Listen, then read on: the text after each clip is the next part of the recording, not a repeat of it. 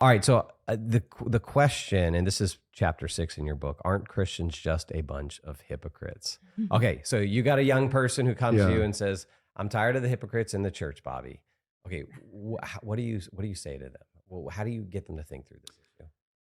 I do think that there's a lot of hypocrites that are in the church, unfortunately. And I think that all of us on one level or another have modeled some hypocrisy. The only way around that is to perfectly meet the standard that we profess to live by. And whenever we don't live by the standard that we profess we should live by, there is a Hippocratic, a Hippocratic.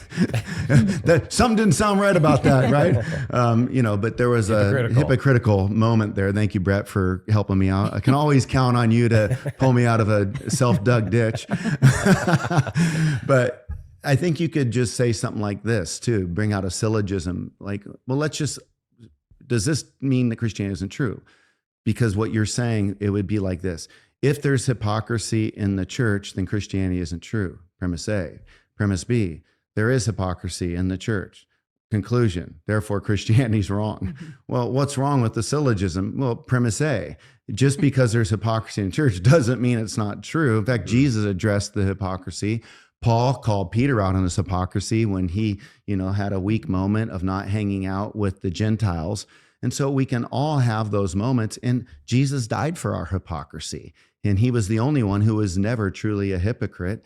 And so since hypocrisy is sin, we can be thankful because hypocrisy just shows that there really is a standard of right and wrong. And the standard is something that all of us have fallen short of. And therefore, Jesus came to die for the sins that we all blew. Yeah. And when you think about it, hypocrisy is not just an issue in the church. Yeah, right. It is a human issue. Exactly. Every single human. So it's like, okay, well, you're tired of the hypocrites in the church.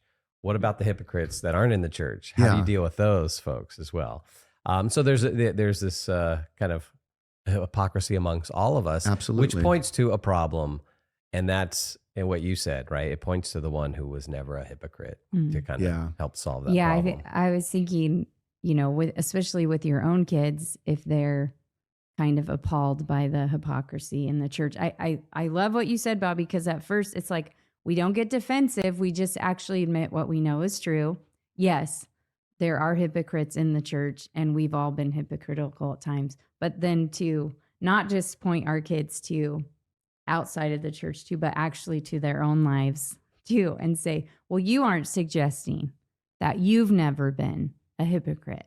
That you've never said. Yeah, because you don't think lying is good, right? But you've lied, honey. Exactly. And so and this is why with your own kids, you can help them to remember maybe times where they've also been a little hypocritical themselves. And sometimes I have to do that with you too. I have to, let's just, just for the sake of modeling for our kids. Right. Yes. How to confront somebody in love. It's just accountability exposes hypocrisy. I appreciate you doing it in front of people too. Yes. That's always the best way to do it. Let's be honest. Tell our audience right now, I don't do that in front of people. No, but hey, you're going after me, so I'm going to go after you. Just want to make sure those listeners out there who struggle with deciphering sarcasm.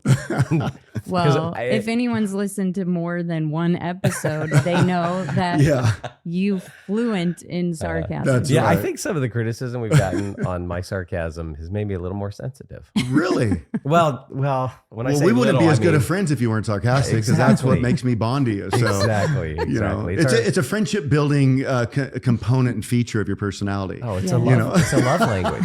It's a love language. Oh my word. We have gotten so off track, but the point of what I was saying is that we do, I think when our kids come to us with questions, it is helpful to, even if you don't start there, but eventually say, but isn't this something we all struggle with? Mm-hmm. Like, honey, come on. Like, mom struggles with it, right? Like, I don't think, in principle, I don't think you should take your anger out on people.